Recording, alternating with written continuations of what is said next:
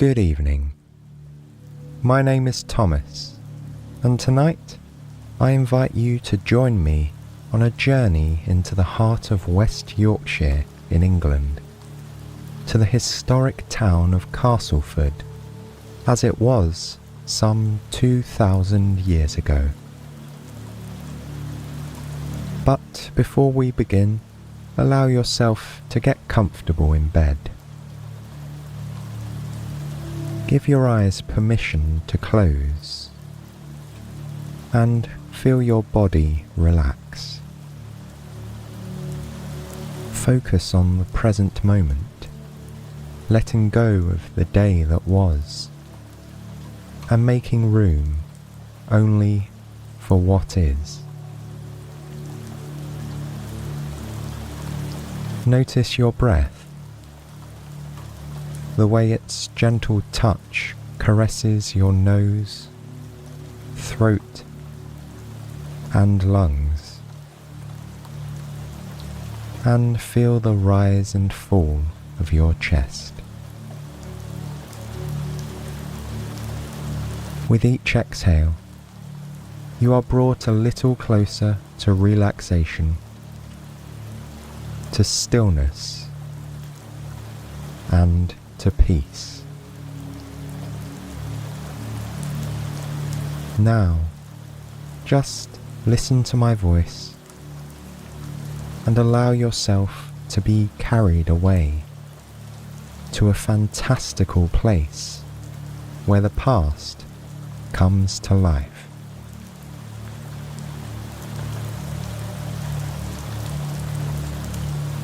In front of you stands a magnificent set of wooden double doors. The rich scent of the mahogany is intoxicating. You feel drawn towards them.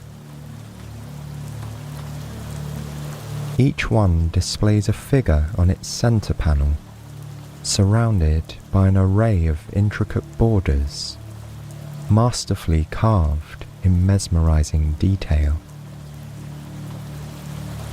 Intrigued, you reach out a hand and begin to trace the outline of a carving, feeling the ridges beneath your fingertips. You see now that the figures are Roman soldiers, recognizable by their armored tunics, cloaks, and sandals, and their helmets, topped with feathered plumes. You recall tales of soldiers such as these, making their way across the English Channel to the island that they would call Britannia. They left their mark, and their presence is still felt in England today, long after their departure.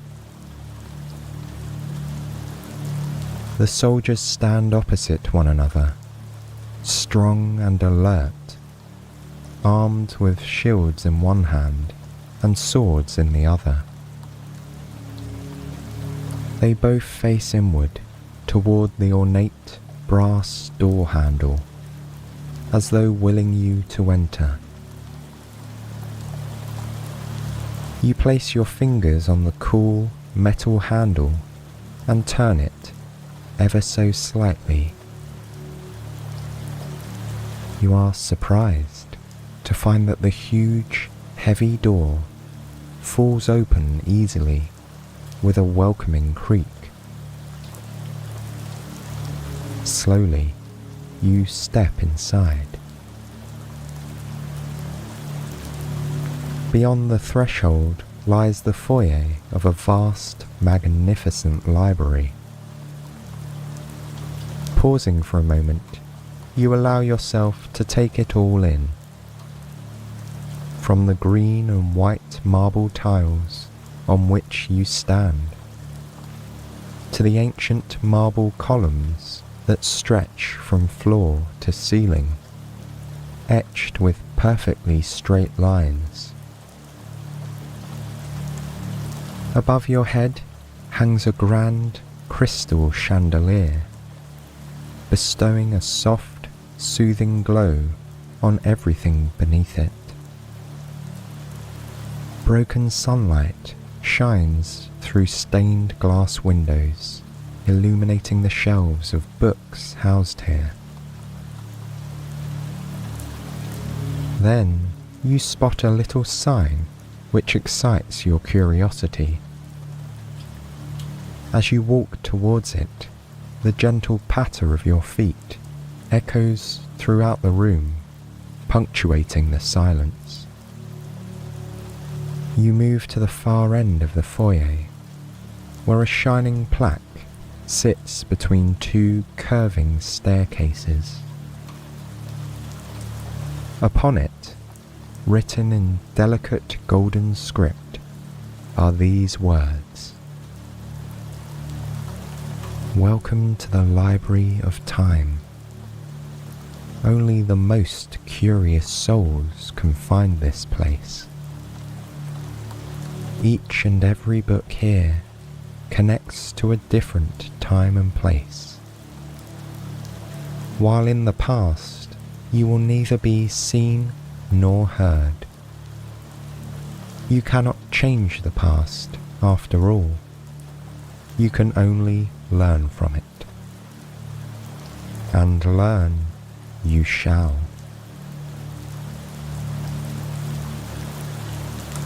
The beginnings of a smile rest upon your lips as you make your way up the staircase to your right. Your hand brushes across the smooth wooden banister as you ascend.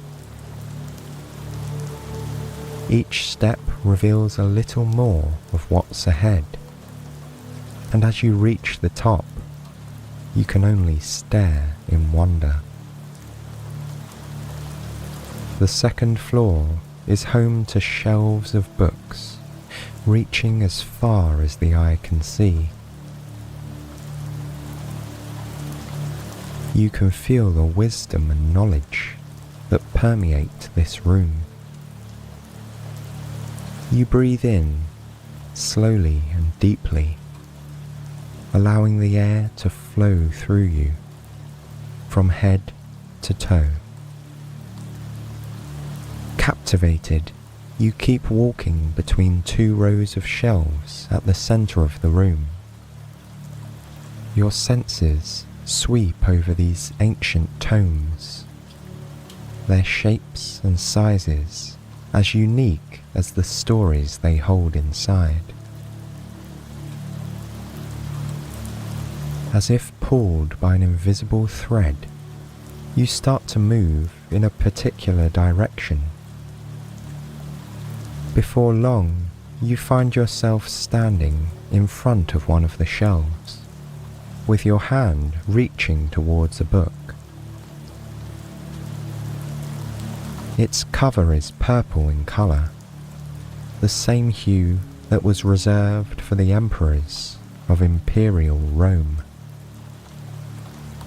Though its edges are somewhat frayed and its cloth slightly faded, these details only add to its charm and allure. On the spine of the book, you see the title. There are no words, just a year, written in thick gold lettering, 93. You pull it from the shelf. With the book in hand, you walk on, drawn to a space beyond the shelves, where a gentle glowing light promises warmth and comfort. The light source is soon revealed to be a bronze lamp, its stature not unlike that of the columns, reaching up toward the ceiling.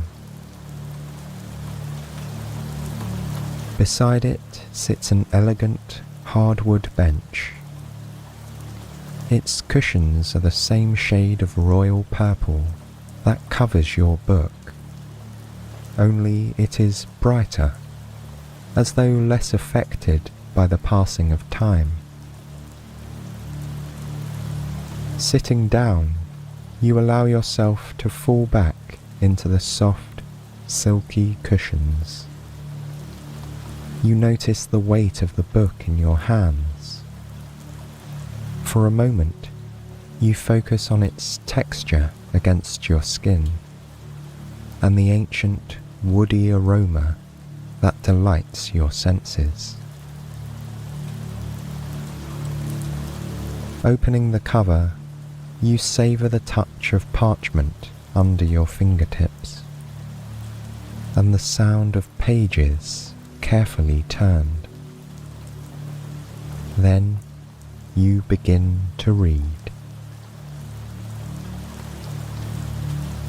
In the north of England and the West Riding of Yorkshire sits the rather unassuming town of Castleford.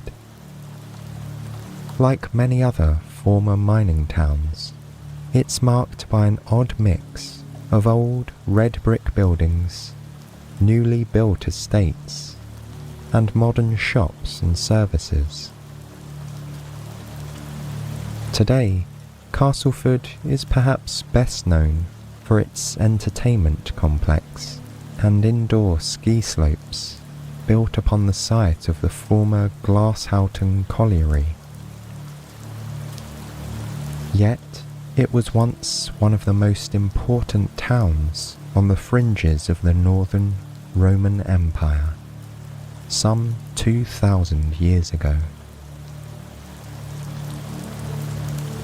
Built by the Romans in the year 70 CE, the land on which Castleford now stands was home to forts, settlements, and swordsmen.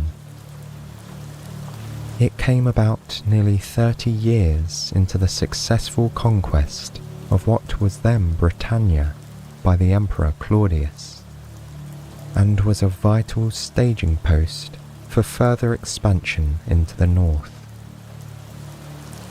They named it Lagentium, translated as the place of the swordsman.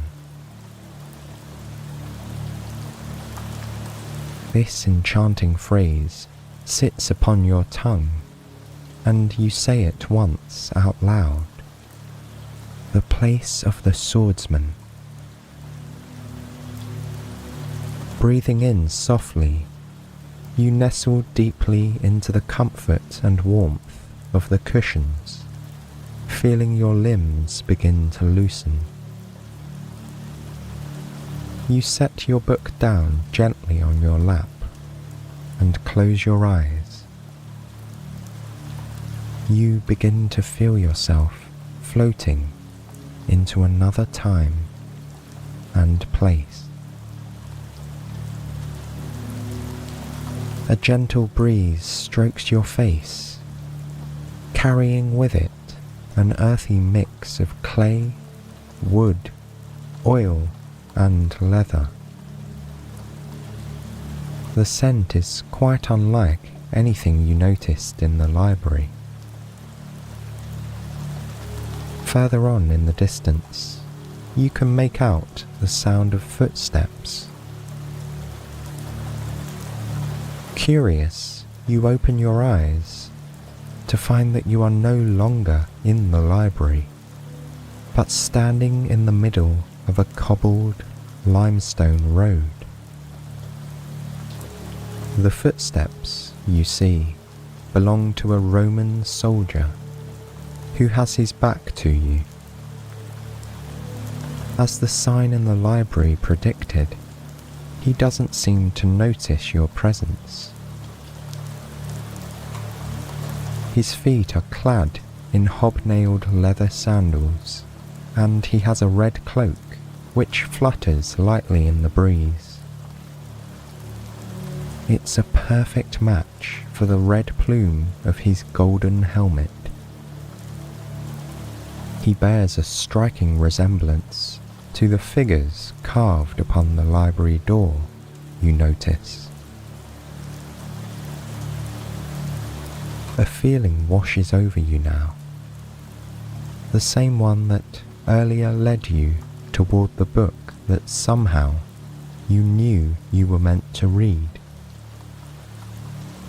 In this moment, you know where you stand.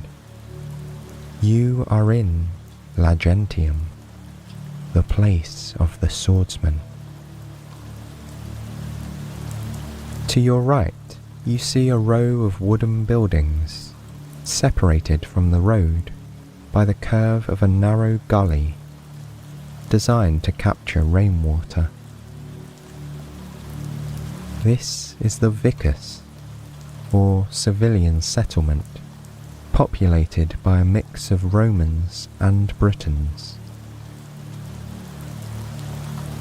Where the civilians are now, you aren't sure. Perhaps they are inside, or away for the day. Aside from yourself and the stranger ahead, the town appears to be vacant.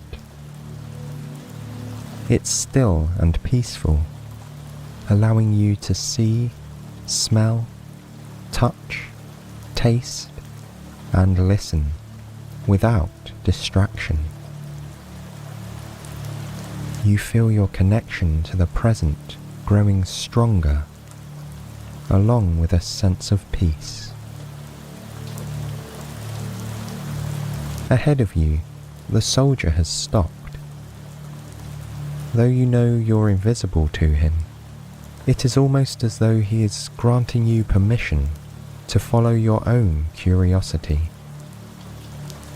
And so, you do, stepping quietly and carefully across the road.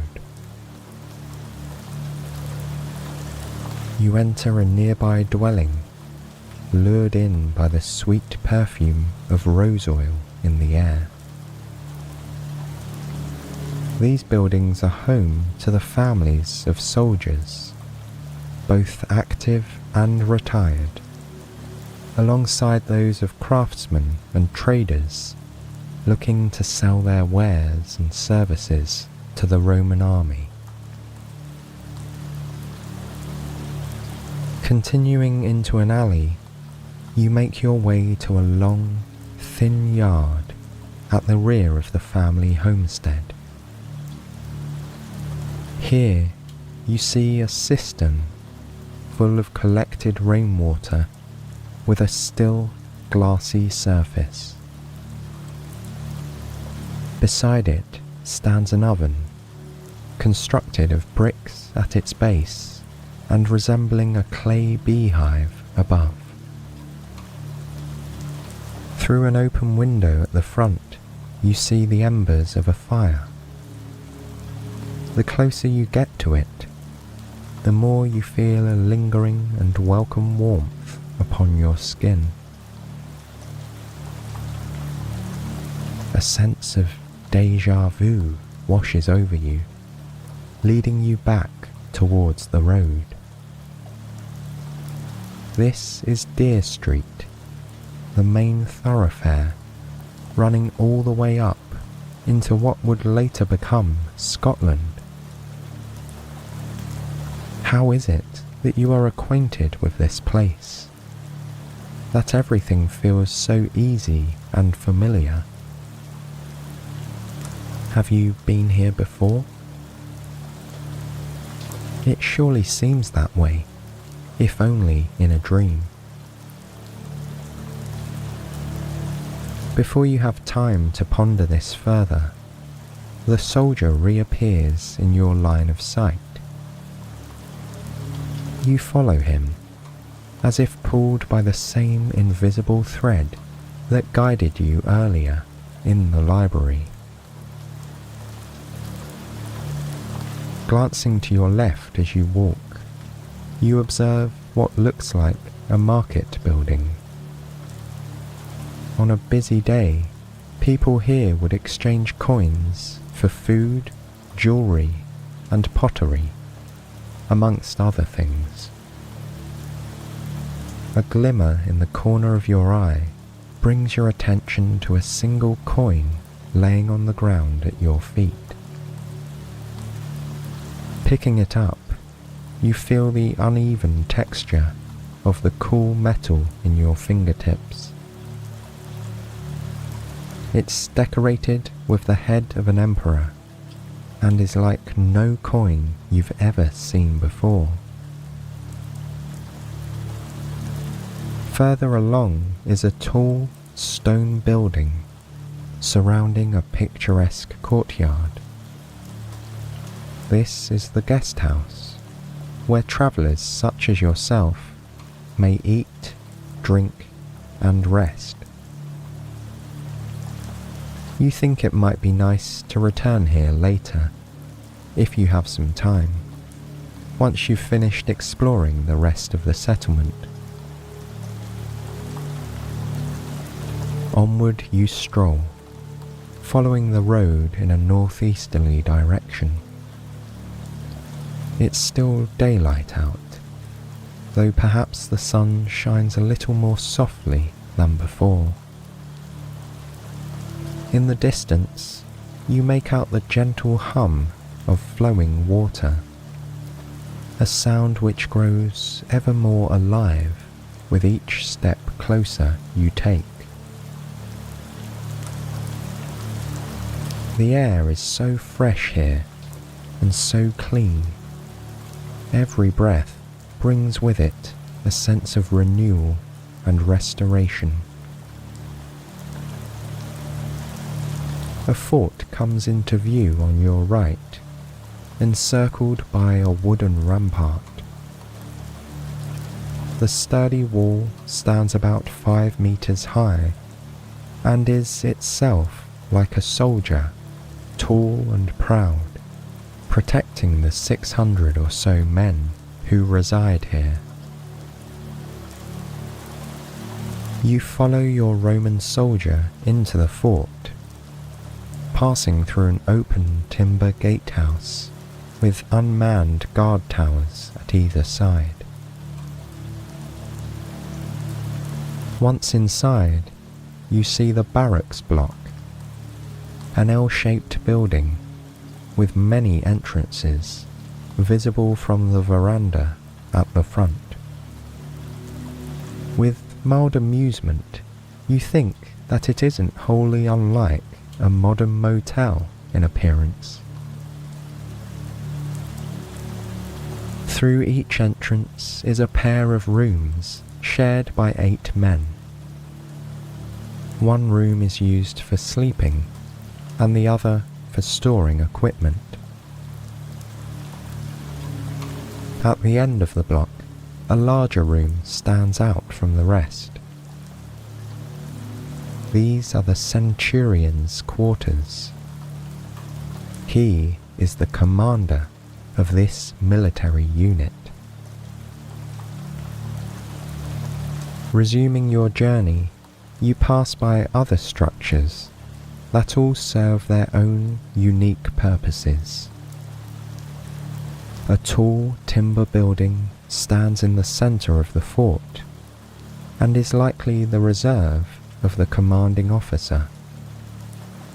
It watches over the other buildings below, parent-like, with its protective stance and authority. Carved above the doorway, in large, elegant print, are the Roman numerals C, 4, and G. This is the unit that lives here now, the 4th cohort of Gauls, a family of soldiers far from home and fiercely loyal to Rome, united under the banner of their great empire. Turning to your right, you see a stone granary where grain-filled sacks sit upon a raised timber floor. Beyond that are the stables, where the army's horses, as proud and majestic as soldiers themselves, are fed and cared for. What organization it must have taken to design these buildings, you think, and what strength and skill to actually construct them. You walk on and are once again touched by the earthy scent of clay, wood, oil, and leather. Pausing in front of a row of timber buildings, you realize that many of them are workshops. Within these walls, items are crafted, repaired, and sold, using tools and expertise.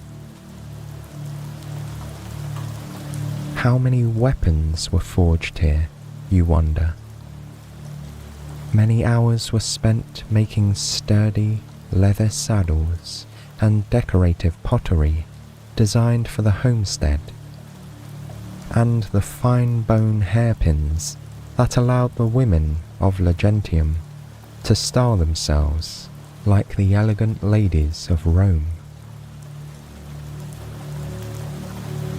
You take a long, soothing breath and one final glance around the fort before heading toward the annex through another unmanned gatehouse. A large white stone building tempts you inside with an open wooden doorway.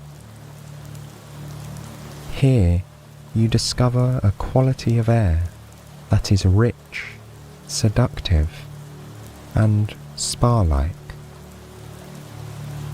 Of course, you're in the bathhouse, where the soldiers come to bathe, bond, rejuvenate, and recharge, where the strong come to surrender. Breathing a little deeper and a little longer, you feel your back and shoulders begin to relax. You slip off your shoes and wander barefoot across the smooth clay floors. The rooms here command vastly different temperatures. There's the refreshing cool of the frigidarium, the empowering heat of the boiler room or caldarium, and a third room that's more of a compromise between the first two. You're not sure you're in the mood to take a plunge into cold or hot water at the moment, feeling that your tastes are better suited to something warm and in between. You head into the tepidarium. In this room, an ancient form of central and underfloor heating provides endless warmth and coziness. Your tired feet revel in the sensation of walking across the toasty floor. And for a few moments, you simply stand, eyes closed, enjoying the comfort spreading upward from your toes. Upon opening your eyes, you see a rectangular pool of water that you hadn't noticed before. It looks warm and inviting. You sit down beside it, allowing your weary legs to slip in. Then you gently move them back and forth, lightweight and free. Gazing down into the depths of the pool, you see a tiled floor that is coloured aquamarine. It creates a mirage of stunning turquoise water, as though straight from the Mediterranean Sea. It is a taste of home for these Roman soldiers, who are strangers on these colder northern shores. The mirage calls to you now, and you slide into the pool, feeling the water engulf your body. Your immersion sends tiny waves splashing across the surface, forming patterns of wet puddles on and around the bath's tiled edges. You notice that the temperature is much like that of your own body, neither too cool nor too hot, giving you a sense of weightlessness and cohesion with the water. It's hard to tell where your body ends and the pool begins. Laying backwards, you float upon the glassy top, mesmerized by the patterns of green and white mosaic that decorate the ceiling above. You listen to the water, the way it laps and trickles, forms and fades. You've often remarked upon the soothing, cleansing qualities of water, and here in this place, just as you are, you feel completely and utterly at ease.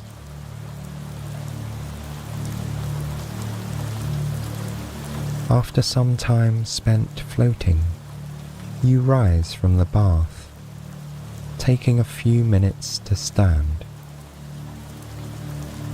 It's a delightful feeling, that of soft, damp skin enveloped within this balmy room. You can almost feel the vibration of warm air circulating between the walls and beneath the floor. Once you are dry, you slip on your shoes and venture outside, returning to the road. You can see from the sky that the day is drawing to a close. Again, you see the lone Roman soldier patrolling the path ahead. He now carries an oil lamp in his hand. It provides a helpful beacon for your journey back to the guest house, where you look forward to spending the night.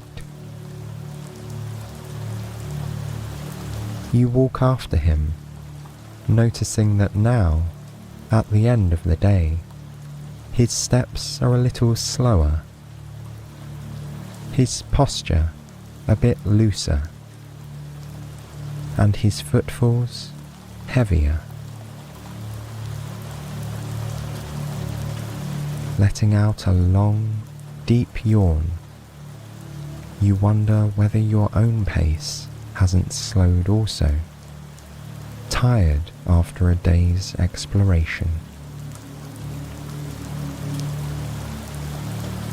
Looking up, you see that you've reached the guest house, where a heartening yellow glow emanates from the oil lamps inside. Turning back toward the courtyard, you pause, seeing that the soldier now continues on his path, no doubt in pursuit of his own rest and relief. Closing your eyes for just a moment, you take a long, deep breath. As you do, you begin to feel a sense of floating. You notice the smell of leather, oil, and clay begins to fade, replaced with the familiar scent of old books.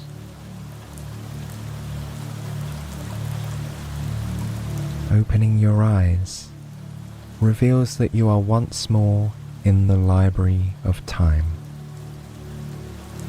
seated on an ocean of lush, purple cushions, with your book resting across your chest.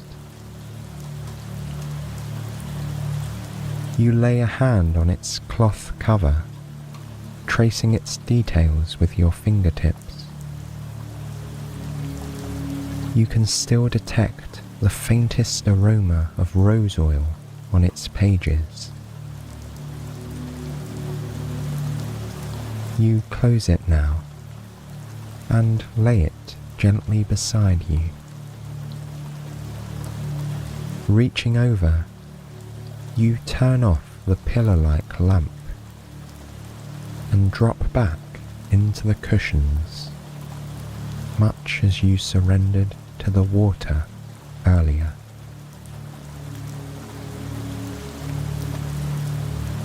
Warmth fills your cheeks as your mind recalls the events of the day,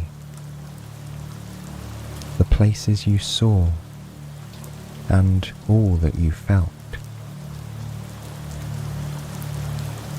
The only question remaining is where you might go next. But that is a question for another time, you decide.